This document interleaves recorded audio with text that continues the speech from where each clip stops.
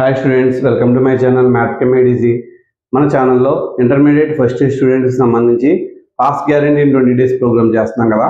ఆ ప్రోగ్రాంలో డే 15కి సంబంధించి కెమిస్ట్రీలో 4 మార్క్స్ క్వశ్చన్స్ మీకు ఇప్పుడు ఎక్స్ప్లెయిన్ చేస్తాను. వీడియోలోకి వెళ్ళబోయే ముందు మన ఛానల్ లైక్ చేయండి, షేర్ చేయండి, అలాగే కమెంట్ చేయండి. మన వీడియో మొదటిసారిగా చూసే వాళ్ళు సబ్స్క్రైబ్ చేయడం మాత్రం మర్చిపోకండి. మరిన్ని వీడియోస్ కోసం చూస్తుండండి మన ఛానల్ మ్యాథ్ కెమ్ easy.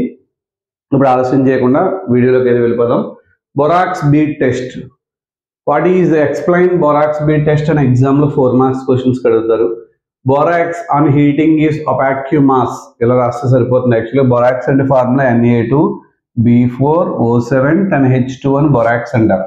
Borax on heating is opaque mass. Heat చేస్తే ఒపాక్యూమాస్గా లిక్విడ్గా ఫామ్ అవుతుంది. On further heating is transparent liquid modifies into glass like material called as borax bead. అంటే బొరాక్స్ని హీట్ చేస్తే వాటర్ లాస్ అవుతుంది. ముందు వాటర్ లాస్ అయిన తర్వాత స్వెల్లింగ్ వస్తుంది. స్వెల్లింగ్ వచ్చిన తర్వాత ఇంకా హీట్ చేస్తే ట్రాన్స్పరెంట్ లిక్విడ్గా మారి ఒక బీడ్గా ఫామ్ అవుతుంది. దాన్ని బొరాక్స్ బీడ్ అంటారు. సో బొరాక్స్ బీడ్ అంటే ఇక్కడ B2O3 బోరిక్ ఆక్సైడ్ వెళ్ళిపోతుంది, 2NaBO2 వస్తుంది. ఈ ఈక్వేషన్ వేసినందుకు కూడా మార్క్ ఉంటుంది. ఈ మ్యాటర్కి 1 మార్క్ ఉంటుంది. ఈ ఈక్వేషన్కి 2 మార్క్స్ ఉంటుంది. ఈ లాస్ట్లో దీనికి 1 మార్క్ ఉంటుంది. సో మనకి దేనికోసం ఉపయోగపడుతుంది సార్ బొరాక్స్ బీట్ టెస్ట్ అంటే? క్వాలిటేటివ్ అనాలిసిస్లో ఉపయోగపడుతుందండి.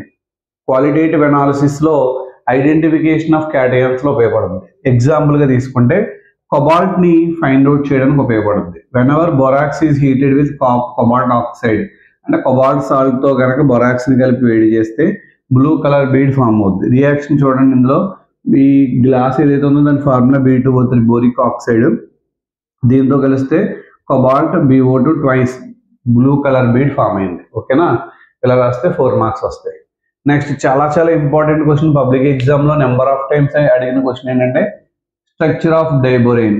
ఒక్కొక్కసారి డైబొరైన్ ప్రిపరేషన్ ప్రాపర్టీస్ కూడా అడుగుతుంటారు. సో కానీ ఇన్ జనరల్గా ఎక్కువగా డైబొరైన్ అడుగుతూ ఉంటారు. డైబొరైన్ ఫార్ములా ఏంటి? B2H6. Diborane is an electron deficient compound. Electrons సఫిషియంట్గా ఉండో డిఫిషియంట్ కాంపౌండ్ అనమాట.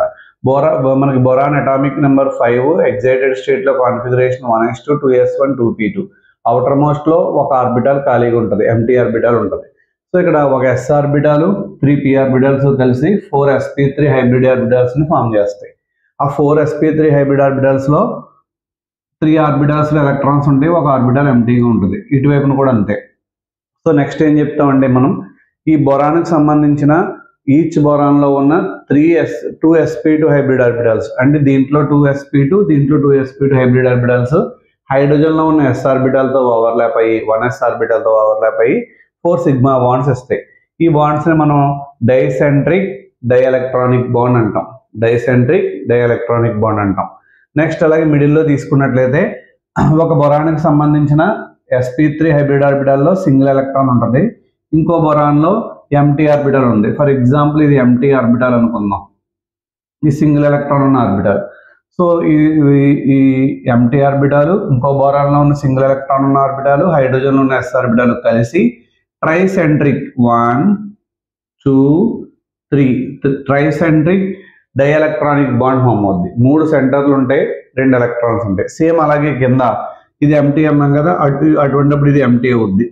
ఈ బోరాన్లో ఎంటీ ఆర్బిటాలు, ఈ బోరాన్లో ఉన్నటువంటి known pair of unpaid electron ఉన్న ఆర్బిటాలు హైడ్రోజన్లో ఉన్న s ఆర్బిటాల్స్ కలిసి ఓవర్లాప్ అయ్యి ట్రైసెంట్రిక్ డైఎలక్ట్రానిక్ బాండ్ ఫామ్ అవుద్ది. దాన్ని బనానా బాండ్ అంటాం, దాన్ని టౌ బాండ్ అంటాం. ఇలా రాస్తే పబ్లిక్ ఎగ్జామ్లో 4 మార్కులు వస్తాయి. సో నెక్స్ట్ క్వశ్చన్ చూద్దాం. Next question, write the differences between diamond and graphite. డైమండ్కి గ్రాఫైట్కి మధ్య డిఫరెన్సెస్ ఏంటో చూద్దాం. Diamond is hard material, graphite is soft material. In diamond carbon undergo sp3 hybridization. In graphite carbon undergo sp2 hybridization. In diamond, carbon atoms are arranged in tetrahedral manner, but in graphite, carbons are arranged in hexagonal rings. Hexagonal rings lo exist ayi untayi. It is 2-dimensional. So it is 3-dimensional network polymer. Idemo 2-dimensional polymer. Bond angle 109 degrees 28 minutes, bond angle 120 degrees. So any 4 points రాస్తే చాలు మనం. ఇలా రాస్తే 4కి 4 marks వచ్చేస్తాయి. ఓకేనా?